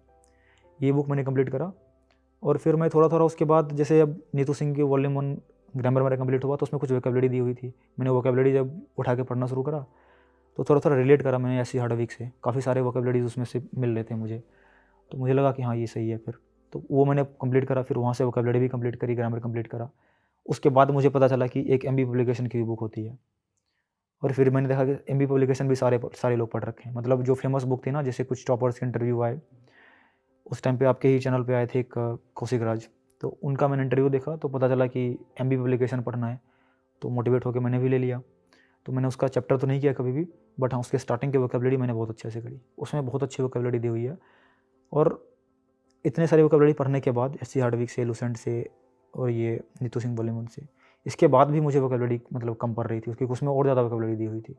तो फिर मैंने ना उसके जो इडियम्स फ्रेज थे और वन वर्ड सब्स्टिट्यूशन थे वो पूरा कंप्लीट करा, पहले वो कंप्लीट करा, और उसमें हर एक चैप्टर के पीछे कुछ कुछ वोकैब दी हुई रहती हैं, वो पढ़ा मैंने। वो फिर से वो एससी हार्डविक वाली रिपीट हो रही थी कि अच्छा वही वोकैब्स यहाँ भी मिल रहे हैं मुझे। 80% 70% मुझे पढ़ा हुआ मिल रहा था, 20% पढ़ना पड़ता था। तो वोकैबलरी मैंने फिर एमबी पब्लिकेशन पूरा कंप्लीट करा। ये कंप्लीट करने के बाद जब ये सब चीज़ें मेरी हो गई थी ना ऑलमोस्ट, तो लगभग सीजीएल प्री आने वाला था मेरा, सीजीएल प्री जो 2019 वाला मेरा था वो, तब तक मेरे मॉक में भी 40 के आसपास आने लग गए थे ये सारी चीज़ें करने के बाद। कभी 40, अब दिक्कत ये थी कि एक बार 45 आया, एक बार 47.5 आया, और अगली बार 32.5 आया। क्योंकि अब मुझे पता नहीं था क्यों हो रहा है, मुझे तो लग रहा था मैंने सब पढ़ लिया, सारी चीज़ें पढ़ ली मैंने, 47.5 मार्क्स भी आ गए, अब तो मतलब कुछ नहीं चाहिए, अब तो हो गया जो चाहिए। मतलब अब इंग्लिश में से ज़्यादा खुशी क्या हो सकती है, 47.5 मार्क्स, मतलब एक दो घंटे तक लगता था कि बहुत मार्क्स आ गए मेरे इंग्लिश में। फिर अगले दिन मॉक दिया, 32 नंबर है। अब वो दिन पूरे दिन डिमोरलाइज कि अब ये क्या हो गया, तो कुछ पढ़ा ही नहीं है मैंने। यही करते करते मुझे पता नहीं चला, अब ये जो कॉन्फिडेंस था ना, ये जो 32, 47.5, 45, फिर 35, ये चीज़ एग्ज़ाम में मुझे थोड़ा सा, इन्हीं चीज़ों की वजह से मैं एग्ज़ाम में थोड़ा सा कॉन्फिडेंस मेरा लूज़ हुआ था कि क्या होगा, पता चला वहाँ मतलब वो ऐसा दिन ना हो, कौन सा दिन है पता नहीं, वो 32.5 वाला है कि 47.5 वाला है। इस चक्कर में थोड़ा नर्वस हो गया मैं पेपर में, और बिगड़ गया मेरा पेपर टीयर ऑन। इंग्लिश में मेरे 37.5 मार्क्स आए पेपर में। तो यही था। जब मैंने प्री दे लिया, फिर मैंने कुछ और इंटरव्यूज़ देखे, तब मुझे पता चला कि गलती कहाँ थी मेरी। तो जो ग्रामर और वोकेबलरी है ये 50% प्रिपरेशन थी, अब आधी प्रिपरेशन मेरी बची हुई थी, वो थी मेरी कॉम्प्रिहेंशन की। क्योंकि जब मैंने मेंस का मॉक दिया तो मेरे कंप्लीट ही नहीं हुए मॉक्स। मेरे 2 घंटे का मॉक जो हुआ करता था, मैं देखता था इंटरव्यूज़ में कि लोग तो 60 मिनट में, 70 मिनट में। इंग्लिश का मॉक कुछ भी नहीं, इंग्लिश का मॉक तो 1.5 घंटे में हो जाएगा। पेपर में आधे घंटे बैठा था इंग्लिश में, और मैं 2 घंटे में 150 क्वेश्चन अटैम्प्ट किया मैंने, मेरे 50 क्वेश्चन छूट गए, कॉम्प्रिहेंशन हो ही नहीं रहा। पूरा कॉन्फिडेंस पढ़ते पढ़ते मेरा आधा घंटा निकल गया कॉम्प्रिहेंशन में। तब मुझे पता चला कि मेरी दिक्कत कहाँ है एक्चुअली। तो मैंने वहाँ से कॉम्प्रिहेंशन पढ़ना शुरू किया। फिर मैंने देखा कॉम्प्रिहेंशन के लिए क्या क्या कर सकते हैं, न्यूज़पेपर, नॉवेल और बुक्स जो 9th-10th की एनसीईआरटी, मतलब ये अलग अलग लोगों ने अलग अलग चीज़ें सजेस्ट की, मैंने सारी ले ली। क्योंकि टाइम था, कोविड था, कोई काम नहीं था, घर पे बैठना था। 2 घंटे 3 घंटे में डेली रीड करता था न्यूज़पेपर और ये नॉवेल। 5-6 नॉवेल मैंने पढ़े। न्यूज़पेपर तो मेरा कंटिन्यू, उसके बाद न्यूज़पेपर धीरे धीरे इंटरेस्ट आ गया था न्यूज़पेपर में। जो कोरोना की स्टोरीज आती थी वो पढ़ लेता था, कुछ और होती नहीं थी, बस वही थी सारी। और मैं ज़बरदस्ती पढ़ता था एडिटोरियल, मुझे समझ में कुछ नहीं आता था, थोड़ा बहुत आ गया, बस पढ़ लेता था। बाद में आ गई थी धीरे धीरे चीज़ें, जब अंडरस्टैंडिंग डेवलप हुई थी तो आ गई थी। बट वही थी एसएससी ट्यूब जो लाइव मॉक देता है ना, वहाँ से चीज़ें आई थी, ये चीज़ें डेवलप हुई थी। क्योंकि एसएससी ट्यूब के फर्स्ट लाइव मॉक में मेरे 114 मार्क्स आए थे इंग्लिश में, और जो मेरे एग्ज़ाम टाइम में मेरे मार्क्स आते थे वो 170, 165 इस तरीके से आते थे। तो ये जो गैप था, 115 नंबर जो आए थे वो थे ग्रामर और वोकेबलरी वाले पार्ट, और कॉम्प्रिहेंशन जो इतनी चाहिए मैंने करी कॉम्प्रिहेंशन के लिए। ये करने के बाद मेरे 165, 170 मतलब 160 प्लस रीडिंग से आपने वो इम्प्रूवमेंट जंप ली। बिल्कुल 4-5 महीने में बहुत ज़्यादा रीडिंग करी थी। ज़्यादा पढ़ने के लिए नहीं था मेरे पास, क्योंकि वोकेबलरी मैंने सारी कर रखी थी, मतलब जो मैक्सिमम कोई कर सकता है वो मैंने कर रखी थी। ग्रामर मेरा 2-2 बुक से हो रखा था, 3-3 बुक एक्चुअली। मैंने मिरर ऑफ कॉमन की थ्योरी भी पढ़ रखी थी। और ये क्लोज टेस्ट और पीक्यूआरएस कहाँ से किया? सारी चीज़ें उन्हीं से हो गई, सारी चीज़ें रीडिंग बेस्ड, सब कुछ रीडिंग से हो गया। क्योंकि मेरे स्टार्टिंग में मैंने जब कॉम्प्रिहेंशन तो अटैम्प्ट ही नहीं कर पाया, जो क्लोज टेस्ट मैंने अटैम्प्ट करा था तो उसमें से 15 गलत हो रहे हैं 25 में से। पीक्यूआरएस 12 गलत हो रहे हैं, 8 गलत 10, मतलब 10 से कम तो कभी सही हुए ही नहीं, मतलब 10 से ज़्यादा कभी सही नहीं हुए, 10, 12, 13 गलत हुआ करते थे। धीरे धीरे चीज़ें सही हुई, वो चीज़ें बस वही कॉम्प्रिहेंशन जो थी ना वो बिल्कुल वहीं से शुरू हुई, न्यूज़पेपर रीडिंग। तो रीडिंग में कहूँगा कि अगर आप हिंदी बैकग्राउंड से हैं और आपको लगता है कि इंग्लिश आपकी फ्लक्चुएट कर रही है ना, पहले होता था ना फ्लक्चुएशन, वो फ्लक्चुएशन भी बंद हो गई। अब कंसिस्टेंट हो गया था मैं 160 प्लस, 155, 160 और प्लस। यही इंपॉर्टेंट भी होता है, बिकॉज जब आप कंसिस्टेंट स्कोर करते हो ना, तो एक श्योरिटी होती है कि एग्जाम में इतने आ जाएंगे। इतने तो आ जाएंगे और कॉन्फिडेंस भी बढ़ता है। आप पेपर में भी आपका कॉन्फिडेंस बढ़ेगा, और अब जब जा रहे हो पेपर देने के लिए आपको पता है कि अब चूँकि एसएससी ट्यूब थोड़ा नाम भी हुआ करता था कि मॉक टफ बनाता है, तो एक थोड़ा सा कॉन्फिडेंस था कि 170 तक तो मैं ले रखा हूँ। और मैं टेक्स्ट बुक के मॉक जब देता था ना मेंस में, तो उसमें मेरे 170 आ ही जाते थे। 100, क्योंकि उसके मॉक थोड़ी इधर साइड पे हुआ करते थे कंपेरेटिवली, तो 165, 170, कभी वहाँ तो 175 भी आए थे। तो एक थोड़ा सा आया था कॉन्फिडेंस कि हाँ हो जाएगा। तो वो इसी से हुआ था, कंपनी रीडिंग से, पूरा रीडिंग से हुआ था मेरा। तो 19 के अटेम्प्ट में आपने मेंस के लिए कितने मार्क्स दिए होंगे कुल? 19 के अटेम्प्ट में मैथ्स की तो 100 से प्लस दी होंगी, 100 से तो। हाँ, क्या क्या सोर्सेज थे आपके? मॉक मेरी मेन जो मेरा मॉक था वो था सुपर मॉक, और ये टेक्स्ट बुक और सुपर मॉक और ग्रेडअप। ग्रेडअप में जो मैंने बताया ना कि मॉक के नंबर ऑफ मॉक कम हुआ करते थे, 15-20 मॉक टेक्स्ट बुक के, 20-25 और 10-12 उसके थे। तो जब सुपर मॉक आया था 40 मॉक था उसमें, तो वो था मेरे पास। तो यही 3 मॉक मेरे परचेज किए हुए थे। अड्डा भी मैंने ले रखा था, अड्डा से भी मैं मॉक देता था। स्टार्टिंग में ये 3 होते, फिर धीरे धीरे मैंने मॉक की सारी फ्रीक्वेंसी बढ़ा दी थी। तो मैं जी मेन जो था वो था टेक्स्ट बुक, ग्रेडअप और सुपर मॉक और अड्डा, ये 4। ओके। इंग्लिश में कितने मॉक टेस्ट आपने दिए मेंस के लिए? इंग्लिश के भी 70 के आसपास मैंने इंग्लिश में दिया होंगे, 70-80 के आसपास मैंने इंग्लिश में दिए थे। तो मॉक से भी नोट्स वगैरह बनाते थे कुछ आप? नहीं, मॉक्स से मैंने ज़्यादा नोट्स नहीं बनाए थे। मॉक्स में मुझे क्योंकि बुक मार्क के ऑप्शन रहा करते थे, और मैं क्वेश्चन की फोटोज़ खींच के मैं अपने मोबाइल में रखता था। तो मेरे पास गैलरी भरी पड़ी है क्वेश्चन से। वो देखते थे कभी हाँ वापस बिल्कुल, जाके? मैं देखता था वो, रिवीजन करते वो थे मेरा आप उससे? मतलब ऐसा नहीं था कि बहुत सारा क्वेश्चन, क्योंकि एक मॉक जब मैं स्टार्ट करा था मैंने मेंस के मॉक देने, तो मेरे 160, 150 आते थे मैथ के मॉक में। तो ज़्यादा मेरे डाउट नहीं होते थे मॉक में। जो कुछ दिखते थे, अगर बहुत रिलेवेंट लगा तो मैं छोड़ ही देता था उसको, और अगर कुछ मुझे अच्छे क्वेश्चन लगे तो मैं कुछ तो बुक मार्क कर लेता था, कुछ की फ़ोटो रखता था अपने मोबाइल में, क्योंकि वो ज़्यादा जल्दी तुरंत में, मतलब एक अलग फोल्डर ही बना कर रखा था मैथ के लिए। बाद में फिर जब मैंने वो राकेश यादव की बुक वगैरह जो भी सारी कंप्लीट करी मेरी PDF वगैरह, तो फिर मेरे अटैम्प्ट ही 95, 97, 100 के आसपास होने लग गए थे। तो डाउट ज़्यादा होते नहीं थे मॉक में, तो टाइम ज़्यादा नहीं लगता? टाइम ज़्यादा नहीं लगता था एनालिसिस करने में, आधे इंग्लिश घंटे। में? हाँ, इंग्लिश में मैं वोकेबलरी जरूर लिखता था, जो अच्छे वोकेबलरी मुझे लगते थे, और जो मैंने ना न्यूज़पेपर में पढ़ा, ना मैंने इतने सारे सोर्सेज, क्योंकि मैंने बहुत सोर्सेज यूज़ करा था वोकेबलरी के लिए। SC Hardwicke, MB, Neetu Singh, हाँ किरण की भी बुक थी मेरे पास। किरण की जो वोकेबलरी थी मैंने वो भी कर रखी थी, synonym, antonym, one word, idiom, मतलब जितनी सोर्सेज थे वोकेबलरी के लिए। इंग्लिश में आपने काफ़ी दमखम लगाया तैयारी में? मुझे ये लगता था कि मेरा कॉन्फिडेंस नहीं आ रहा था ना, मुझे इंग्लिश में बिल्कुल कॉन्फिडेंस नहीं आ रहा था कि क्या होगा नहीं होगा। तो मैं अपना मैक्सिमम देना चाहता था, मैं चाहता था कि मैं दोबारा पेपर ना दूँ, तो जितना हो सके मैं इसी में कर दूँ। इसीलिए मैंने सारे ही जो मतलब कोई सजेस्ट किया मैंने पढ़ लिया, ज़रूरत नहीं थी बट फिर भी मैंने पढ़ लिया। जब मैंने बुक खरीदा, देख रहा हूँ सारे पता है मुझे, इसमें 2-4 नए वोकेबलरी मिली, तो उसका फ़ायदा नहीं है ना। बिल्कुल। उतने तो मॉक में दिख जाएंगे आपको। इतने सारे पढ़ने के बाद भी अगर मुझे मॉक में कुछ नया दिखता था, और दिखता ही था, हर मॉक में मुझे 2-3 नए क्वेश्चन दिखते थे, वो मैं नोट डाउन करता था अपने कॉपी में। Very good. GA general awareness की तैयारी कैसे करी आपने? जनरल अवेयरनेस के भी सीन यही थे। मेरा CHSL का पेपर था, 3 नंबर आए थे मेरे GS में, अच्छा। सबसे पहली बार। तो CHSL आई थिंक उसने आपको सही आईना दिखाया। बिल्कुल, CHSL ही था जो मुझे मोटिवेट करा CGL के लिए पढ़ने के लिए। तो जब 3 मार्क्स दिखे मुझे, तो लगा था कि हाँ यहाँ तो मतलब जो मॉक टेस्ट में तो कम से कम इससे ज़्यादा आते थे, मॉक टेस्ट में 15 आ जाते थे, मॉक टेस्ट में, एग्ज़ाम में 3 नंबर रहे। तो फिर मैंने GK पढ़ना, GK वाले ज़्यादा कुछ तब भी मैंने नहीं करा, बट लूसेंट की बुक थी, लूसेंट का बुक पढ़ा मैंने, क्राउन पब्लिकेशन आती है, क्राउन पब्लिकेशन पढ़ा, और उसके बाद एक जो ये करंट अफेयर वगैरह आती है अलग अलग सोर्सेज के, तो ये करंट अफेयर की PDF वगैरह मिल जाती थी, करंट अफेयर की PDF पढ़ा और मॉक टेस्ट दिया। और ये इंडिविजुअल सब्जेक्ट्स आपने कहाँ से किए थे? History, polity, geography? ये मैंने पूरी की पूरी मेरी जो प्रिपरेशन रही है GS की, वो लूसेंट से। लूसेंट से मेन मेरा बेस लूसेंट ही रहा है सारी चीज़ों के लिए। और भी बहुत ज़्यादा नए सोर्सेज नहीं आपने? नहीं, नए रिसोर्सेज ज़्यादा नहीं। हाँ, 2020 के टाइम पे मैंने फिर दृष्टि की एक आती है GK, सारे सब्जेक्ट जैसे लूसेंट है वैसे दृष्टि की बुक है, तो मैंने वो भी ले लिया था। वही बात है कि सब पढ़ रहे हैं तो देख लेते हैं क्या है इसमें। उसमें कुछ नया नहीं भी दिखा, बट हाँ थोड़ा बहुत कुछ चीज़ें थी उसमें सॉर्टेड वे में, वो अच्छा लगा था फिर। बट अगर आप देखोगे तो मेन जो मेरी तैयारी थी वो लूसेंट से थी GK की। एंड रीजनिंग में क्या किया आपने? रीजनिंग मेरा एक्चुअली रीजनिंग मेरा शुरू से अच्छा रहा है, क्योंकि रीजनिंग में पेपर में भी हमेशा ही 40, मतलब स्टार्टिंग में जब वो जो 3 साल चल रहा था उसमें भी रीजनिंग में 40 आते थे। और उसके बाद जब मैंने एक बार ये मॉक टेस्ट की सीरीज़ थी ना, मैंने प्रीवियस ईयर जो पूरा करा 2019 के प्री के टाइम तक ना, टेक्स्ट बुक ने 2018, 2017, 2000 इन सब के सारे पेपर दे दिए थे। तो वो मैंने वहाँ से सारे प्रीलिम्स के पेपर मैंने लगा दिए, कम से कम 150 से ज़्यादा मॉक प्रीलिम्स में खाली प्रीवियस ईयर वाले मैंने दिए थे। उस सारे रीजनिंग मैंने मेरी रीजनिंग बस उसी से होगी। 150 मॉक रीजनिंग के अगर आप दे रहे हो 25-25 क्वेश्चन के, इससे ज़्यादा की ज़रूरत ही नहीं पड़ेगी। और मेरी रीजनिंग थोड़ी सही भी थी। जो रीजनिंग की जो होता है ना कि इंस्टिंक्ट आता है रीजनिंग का, वो मैं बिना पढ़े भी कर देता था। तो वो जब मेरे इतने सारे मॉक के बाद मैंने जब रीजनिंग देना शुरू किया, तो उसके बाद रीजनिंग मेरे हमेशा 50/50 आए प्री में। तो आपने मॉक के थ्रू पूरी रीजनिंग की बिल्कुल। स्टडी कर ली, राइट? ठीक है युवराज, एक प्रश्न और भी है मेरा कि अब आते हैं, थोड़ा सा सब्जेक्ट की बातें हमने कर ली कि कैसे कैसे क्या चीज़ें तैयार होनी है।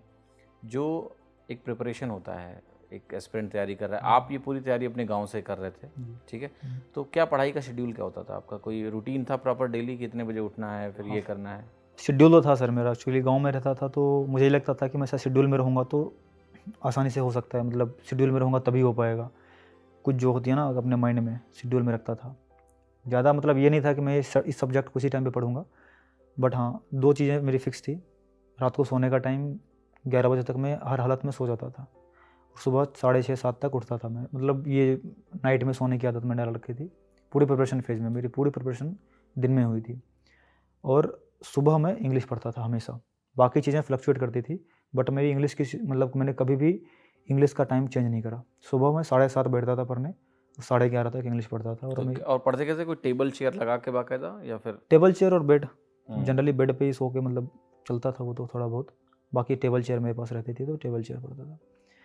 बट मेन ये थी कि इंग्लिश का शेड्यूल फिक्स हुआ करता था। सुबह सुबह मैं इंग्लिश का अपना पूरा जो भी मेरा टारगेट रहा करता था कि मैं एक दिन में इतने वोकैब, इतने ग्रामर की चीज़ें और इतनी ये तो ये चीज़ें। टारगेट कब सेट करते थे आप? ये टारगेट मैं एक दिन पहले सेट करता था। ओके। मेरा टारगेट डेली का होता था कि मैं कल इतने करूँगा, वीक में इतने करने हैं और मंथ में इतने करने हैं। मेरा टारगेट ये होता था। और मैं संडे को चीज़ें रिवाइज करता था, सारी चीज़ें जो मैंने पूरे 6 दिन पढ़ा, संडे को सिर्फ उसकी रिवीजन। और वही चीज़ें मंथ के एंड पे भी 1-2 बार होती थी। तो डेली का चलता था ये। सुबह इंग्लिश फिक्स रहा करता था। दिन में कभी कभार अगर नींद आने लग गई तो क्वांट पढ़ लिया। जनरली क्वांट ही ज़्यादा पढ़ता क्योंकि दिन में नींद आती ही थी हमेशा ही। तो उस टाइम पे मैथ पढ़ता था मैं, शाम में जीके पढ़ता था। तो ये कितने घंटे एक दिन में लगभग? घंटे सर 4 घंटे तो कम से कम इंग्लिश पढ़ता था मैं। ये मैं प्री के टाइम का बता रहा हूँ। 4 घंटे ऑलमोस्ट इंग्लिश का, 4 ही घंटे लगभग मैथ्स का भी होता था, 4-4.5 घंटे। 3 घंटे के आसपास जीके हुआ करती थी और एक मॉक हुआ करता था डेली। प्री के टाइम पे मैं मॉक, वो जो प्रीवियस ईयर वाला मॉक था ना, क्योंकि मैं प्रीवियस ईयर तो कर नहीं रहा था अलग से, तो मॉक के थ्रू ही करता था। तो मैं वो एक मॉक डेली हर हालत में देता था। और वो मेरा फिक्स था, शाम में बैठ के मैं एक मॉक 5-6 बजे के आसपास देता था वो प्रीवियस ईयर के लिए। बस यही थी चीज़ें। तो आपके लगभग 10 घंटे के ऊपर कंसिस्टेंट स्टडी है प्री के टाइम पे मैंने दिसंबर में जो मेरी हार्डकोर स्टडी थी वो दिसंबर में शुरू हुई थी। सबसे जो पीक टाइम था तो दिसंबर, जनवरी और फरवरी, इनमें मिनिमम 12 आवर्स था मेरा जो स्टडी आवर था। मेंस के टाइम पे जब मुझे वो इंग्लिश की चीज़ें पता चली थी कि इंग्लिश मेरी ज़्यादा वीक है, तो उस टाइम पे इससे भी ज़्यादा हो जाती थी क्योंकि मैं 7-7, 8-8 घंटे इंग्लिश पढ़ता था एक दिन में। मैथ कम पढ़ना था, 3-4 घंटे मैथ पढ़ता था। एक मॉक में मैथ का फिक्स रखा हुआ था मेंस के टाइम पे, देता था मैं एक मॉक मेंस का। पढ़ूँ ना पढ़ूँ उससे मतलब नहीं है, मॉक ज़रूर देना था एक मैथ का। तो ये एक मॉक फिक्स था मेंस के टाइम पे। और इंग्लिश की चीज़ें पढ़ने के लिए ज़्यादा थी तो मैं ज़्यादा पढ़ता था। उसके मॉक 2 दिन पे 1 दिन, लास्ट में पढ़ाया था फिर क्वेश्चन, तो स्टार्टिंग में 2 दिन पे 3 दिन पे। तो ये जो एक कहते हैं ना, एक बार में बैठ के आप लगातार जो पढ़ाई कर रहे थे, तो ये बीच में ब्रेक्स भी लेते थे या फिर लगातार? ब्रेक्स तो हुआ करते थे सर, 2 घंटे। मतलब एक पोर्शन हुआ था ना, जैसे वोकैबुलरी है, अब मुझे वोकैबुलरी 1.5 घंटे पढ़नी है तो मैं एक सिटिंग में 1.5 घंटे वोकैबुलरी पढ़ा। फिर मैं एक बार उठा, फिर 5 मिनट के बाद 10 मिनट के बाद ग्रामर उठाया, आधे घंटे। वो 5-10 मिनट बीच में क्या करते थे आप? नीचे चला गया, माँ थी वहाँ पे इधर उधर, फिर बच्चे थे मेरे, बहुत सारे बच्चे भी हैं घर में, तो उनके साथ खेल लिया थोड़ा देर। फ़ोन ऑन नहीं कि बीच में फ़ोन ज़्यादा नहीं, फ़ोन चलाता ही क्या वहाँ पे, ज़्यादा कुछ था नहीं। फेसबुक मतलब ये चीज़ें मेरे माइंड में रहती थी कि शायद मैं फेसबुक चलाऊँगा तो मेरा सिलेक्शन नहीं होगा। डर था, ये चीज़ें एक्चुअली में नहीं है क्योंकि 2020 में मैंने सब कुछ यूज़ करते हुए भी किया है, तो ऐसा कुछ सीन नहीं है। बट उस टाइम का डर था, गाँव में था, कुछ पता नहीं था, गाँव में किसी का हुआ नहीं था इससे पहले मेरे वाले गाँव में, तो बिल्कुल ही डर था कि होगा कि नहीं। तो आप सोशल मीडिया से बिल्कुल कट ऑफ थे? हाँ, कट आउट था। कोई भी सोशल मीडिया कुछ भी प्लेटफॉर्म नहीं यूज़ कर रहा था, कुछ भी नहीं था। ओके। टेलीग्राम मेंस के टाइम पे मैंने शुरू करा था, उससे पहले कुछ भी नहीं था। फुल्ली फोकस्ड आप तैयारी कर रहे थे। रिक्रिएशन के लिए जैसे आपने बोला कि बच्चों के साथ खेल लिया, बच्चे काफ़ी इंटरटेनिंग थे नो डाउट, तो उनके साथ खेलना, माँ थी वहाँ पे, उनके साथ बातचीत या इधर उधर। एक्चुअली वहाँ पे अपने आप मोटिवेशन मिलते रहती थी पढ़ने के लिए। मैं नीचे आता था तो मुझे मन करता था कि पढ़ ही लूँ थोड़ा देर, इससे अच्छा इधर उधर करने से बढ़िया तो मैं पढ़ लेता था। मूवीज़ वगैरह तैयारी के दौरान? मूवीज़ वगैरह देख लेता था, ज़्यादा नहीं, बट वीक में या फिर मंथ में देखता था मैं मूवी देखता था। और इंटरनेट को, मतलब जैसे होता है आज की डेट में कि इंटरनेट एक मैसिव इन्फॉर्मेशन सोर्स है, आपके हाथ में पूरी दुनिया वो था उस टाइम पे, चूँकि मेरे पास आइडिया कम था मुझे कि ये चीज़ इस तरीके से यूज़फुल हो सकती हैं। डर ज़्यादा था कि शायद मैं इस चीज़ों के चक्कर में भटक तैयारी गए। ना तैयारी ना कम हो जाए, ये डर ज़्यादा था, इसलिए मैं यूज़ बहुत कम करता था। मेरे पास थी स्टिल मैं बहुत कम यूज़ करता था। टेलीग्राम ही था कि टेलीग्राम कुछ पीडीएफ मुझे मिल गए थे मेंस के टाइम पे, वो पीडीएफ मेरे लिए बहुत यूज़फुल था, तो मुझे लगा था कि इंपॉर्टेंट है, और कुछ 2-3 दोस्त भी मुझे मिले थे, तो उन लोगों ने साथ में तैयारी करी थे मेरे, तो वो था बस, इससे ज़्यादा कुछ भी नहीं था मेरे पास टेलीग्राम पे, और फेसबुक और ये सब तो कुछ नहीं था उस टाइम पे। यूट्यूब के यूसेज में भी कई बार क्या होता है ना कि बहुत टाइम वेस्ट होता है, हाँ। क्योंकि यूट्यूब पे इतना कंटेंट हाँ। डेली अपलोड हो रहा है, वो भी रिक क्लिकबेट थंबनेल के साथ, खतरनाक थंबनेल्स होते हैं, है ना, थंबनेल कि के तो 30 क्या दिन है में कि एग्जाम फोड़ डालें। तो वो कैसे रजिस्ट करते थे आप अपने आप को? हाँ, रिक्रिएशन में आप ये बोल सकते हो कि मैं रिक्रिएशन में टॉपर्स इंटरव्यू देख लिया करता था कभी कभार। उसके अलावा यूट्यूब भी देखता था, अगर कुछ देखना होता था तो यूट्यूब देखता था, इसके अलावा कुछ भी नहीं। शॉर्ट वीडियो रील्स वगैरह? शॉर्ट वीडियो नहीं, रील्स तो मुझे बिल्कुल पसंद नहीं है इन चीज़ों में, तो वो सब नहीं देखता। बट यूट्यूब पे और भी चीज़ें आती हैं ना, फ़नी वीडियोज़ आती रहती हैं, हाँ वो सब देखता था। कभी कभार एक विकास दिव्यकीर्ति सर हैं, हाँ। उनके सब मुझे मतलब उनकी वीडियोज़ मुझे काफ़ी पसंद आते हैं, जो उनके शॉर्ट वीडियोज़ होते हैं वो मैं फ्रिक्वेंटली देखा करता था। उनके बहुत सारे शॉर्ट वीडियोज़ हैं भी, तो वो मैं फ्रिक्वेंटली देखता हूँ। दिव्यकीर्ति सर की नॉलेज इतनी कमाल की है कमाल ना कि मतलब वो उनको सुनने का भी मन मतलब करता ऐसा था है। कि सही ना? अब मैं मॉक दे के उठा तो मूड ख़राब है तो मैं ओपन कर लेता था यूट्यूब, पढ़ता हूँ, देखता हूँ, कुछ ना कुछ देखने को बढ़िया ही मिलेगा, और मिलता था और हर ये बार। अच्छी बात भी है, मतलब कि यूट्यूब में आप कहते हैं ना कि आपका जो ब्रेक भी हो, वो या अगर फिर आप यूट्यूब पे क्या देख रहे हो, किसको देख रहे हो, बहुत ये भी मैटर करता मैटर है, आई करता थिंक, है है ना, सर। कि हाँ, एक अच्छे टीचर को अगर आप देख रहे हो तो पर्सनैलिटी आपकी डेवलप होती पर्सपेक्टिव है। डेवलप हो रहे हैं, बिल्कुल, है ना, बिल्कुल, हर चीज़ों को आप सारी समझ रहे चीज़ें। हो। बहुत बहुत बढ़िया। सो युवराज, जो तैयारी का एक पीरियड होता है, इसमें बच्चा बहुत सारी बैटल्स लड़ रहा होता है ना, हाँ सर। कोर्स कंप्लीट करना है, फैमिली एक्सपेक्टेशंस हैं, एग्ज़ाम क्रैक करना है, तो एक मेंटल जो बैटल है, एक साइकोलॉजिकल जो उसका प्रेशर है उसके ऊपर, वो बहुत ज़्यादा होता है, too high, right? Yes sir. तो कैसे वो हैंडल करें स्टूडेंट्स जो नए एस्पिरेंट्स हैं, क्योंकि एसएससी सीजीएल एग्ज़ाम आज की डेट में काफ़ी ज़्यादा कॉम्पिटिटिव एग्ज़ाम है, मतलब हाईली कॉम्पिटिटिव है, मतलब आपको मन से बड़ा मजबूत होना पड़ेगा इस एग्ज़ाम को निकालने के लिए। क्या क्या सुझाव आप देंगे बच्चों को कि जो ये लंबी जर्नी है, छोटी जर्नी नहीं है, आपकी जर्नी भी भले ही आपने पहले अटेम्प्ट में क्रैक किया है, फिर भी 3 साल की जर्नी है, हाँ सर, बिल्कुल ठीक है है? सर। तो उसमें तो तैयारी काफ़ी। शुरू होती है, फिर गलतियाँ पता चलती हैं, हाँ फिर सर। इम्प्रूवमेंट होता है, तो लंबी लंबी जर्नी है। तो आप क्या क्या बताएंगे इन बच्चों को इसके मेरे बारे में? साथ क्या था कि मेरे पास टाइम थोड़ा ज़्यादा था, क्योंकि मुझे थर्ड ईयर में पता चल गया था, सेकंड ईयर में ही पता चला था, तो मेरे पास थोड़ा ज़्यादा टाइम था। तो थर्ड ईयर में मैं एक्सपेरिमेंट कर रहा था कि ये चीज़ें हो सकती हैं क्या, तो जो चीज़ें होती थी सही वो मैं आगे बढ़ाता था, जो चीज़ें सही नहीं होती थी मैं उसको वहीं पर ड्रॉप करता था, ये चीज़ें करता गया। अब जैसे प्रेशर की बात है कि प्रेशर तो ऑब्वियसली हमारे पास भी था, सबके पास, जो भी प्रिपरेशन करेगा प्रेशर रहेगा ही, प्रिपरेशन तभी करता है जब नीड हो इसकी, तो प्रेशर तो था, बट हो गया था उस टाइम पे। मतलब अब प्रेशर आप अपने फैमिली को देख के रिलीज़ कर सकते हो कि क्योंकि आपसे ज़्यादा प्रेशर में ही वो होते हैं हमेशा ही, और मैं प्रेशर को रिलीज़ करने का मेरे पास कोई ख़ास सोर्स नहीं था कि मैं मतलब कुछ ऐसा करूं कि शायद ये प्रेशर ना आए। बट हाँ, माइंड मेकअप करना, खुद के माइंड को खुद ही समझाना, ये ज़्यादा इंपॉर्टेंट है। तो आप कितने अच्छे से खुद को समझा पाते हो, आप अपने आप को कितना बैलेंस कर पाते हो, ये बहुत इंपॉर्टेंट है। यही चीज़ें चलती रहती हैं।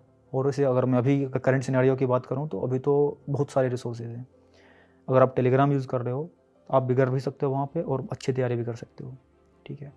मैंने खुद ही, जब मेरा 2019 का मेंस हो गया, तो मैं जब टेलीग्राम पे जब एक्टिव हुआ ज़्यादा, तब मुझे पता चला कि अगर मैं शायद यहाँ पहले होता तो उसी टाइम पे मेरा हो गया होता है चीज़ें, क्योंकि कॉन्फिडेंस मेरे पास कम था। पूरे 2019 के पेपर में मैंने मेंस दिया, 15 नवंबर को मेरा मेंस था, मेरे उसमें मार्क्स भी 190 के आसपास है।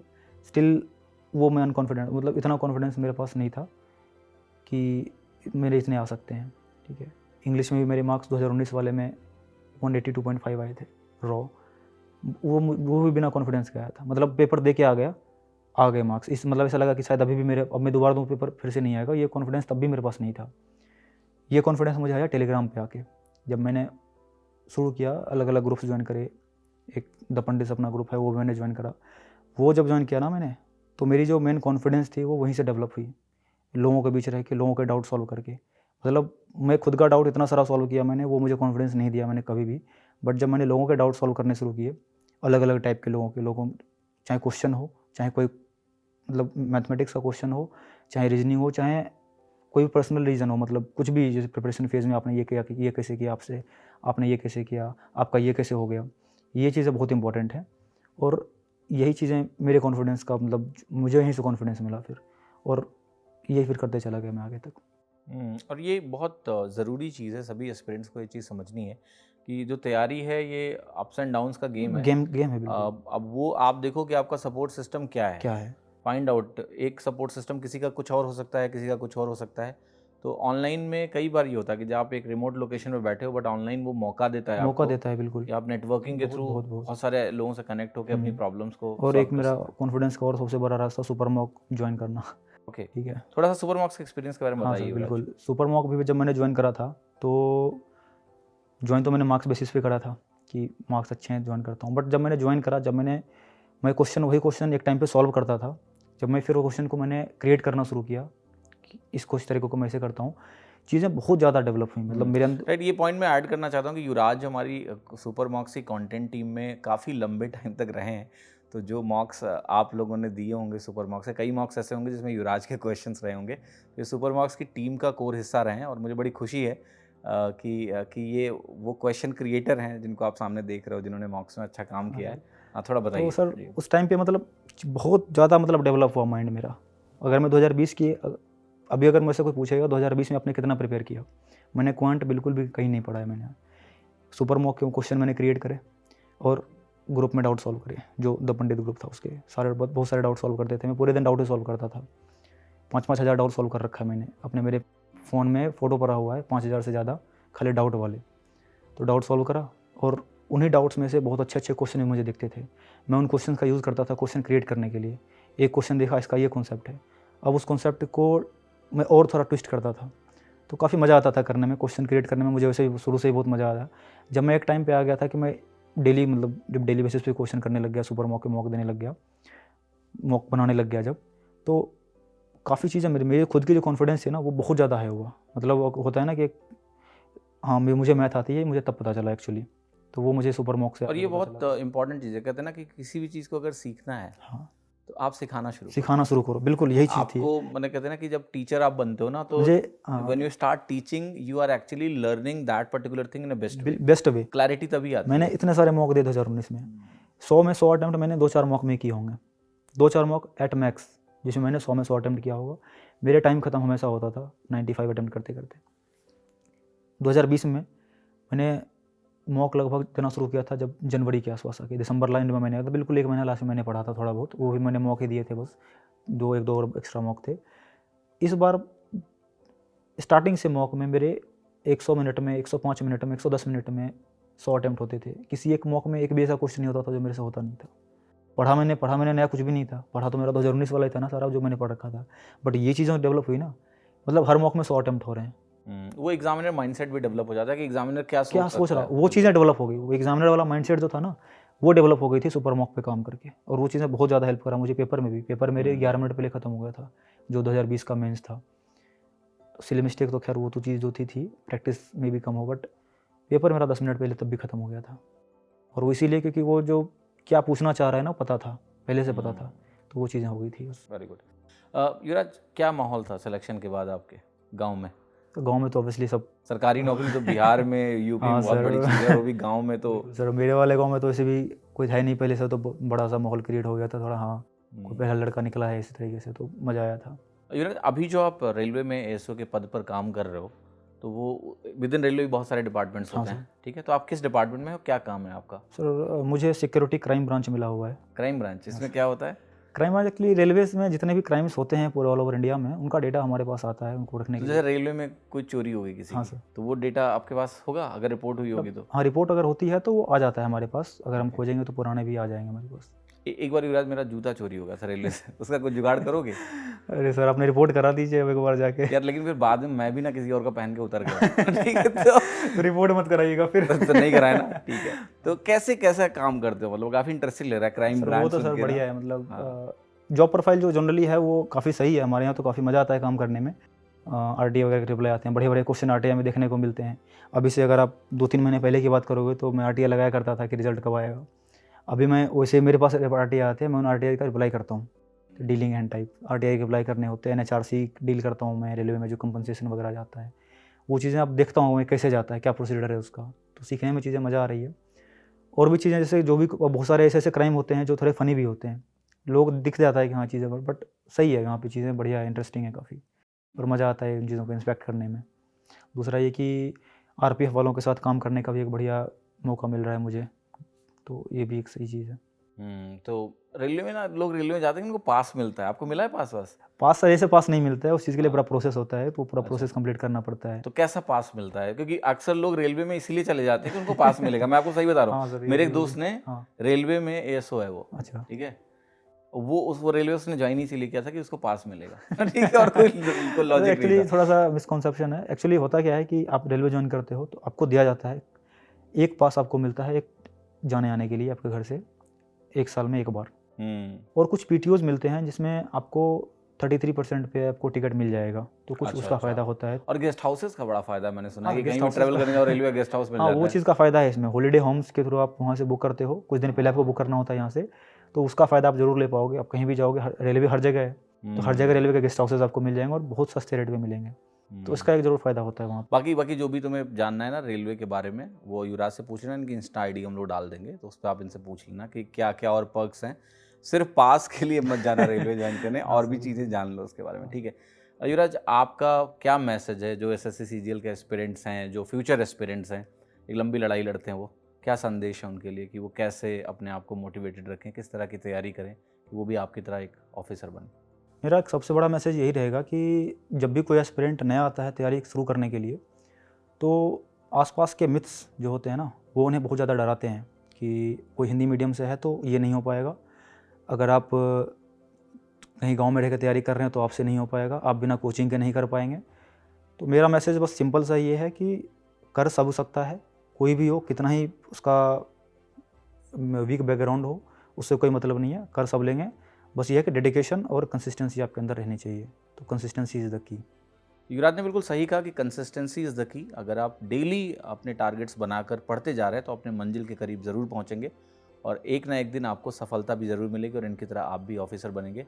बहुत मज़ा आया युवराज इस इंटरव्यू में। आप एक गांव से आते हैं, मैं भी गांव से निकला हूं, तो मुझे बड़ा मोटिवेशन मिलता है जब आप जैसे लोगों को देखता हूं कि बाहर आ रहे हैं और अच्छा कर रहे हैं, क्योंकि आप एक रोल मॉडल बनते हो अपने गाँव के लिए, अपने शहर के लिए।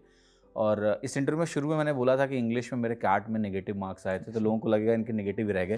ठीक है, तो मैं क्लियर कर देता हूँ कि नहीं, बाद में मेरी इंग्लिश में भी बड़ी अच्छी परसेंटाइल आई है ना। तो ये ध्यान रखना कि इंग्लिश मैंने भी इम्प्रूव कर लिया था। अगर आप कुछ भी इम्प्रूव करना है, मेहनत करोगे तो ज़रूर हो जाएगी। युवराज, आपकी कहानी बड़ी इंस्पायरिंग है और मुझे पूरी उम्मीद है कि सारे बच्चे जो भी एग्ज़ाम की तैयारी करते हैं, सेल्फ स्टडी कर रहे हैं, रिसोर्सेज लेट्स से कई लोगों के पास पैसा नहीं होता पेड कोर्सेज़ का, और वो फैक्ट है, बट इंटरनेट है, आपके पास सारी नॉलेज है। अगर आप सही लोगों को फॉलो करोगे, सही बुक्स यूज़ करोगे, सही तरीके से पढ़ाई करोगे, तो आपका भी सिलेक्शन हो सकता है।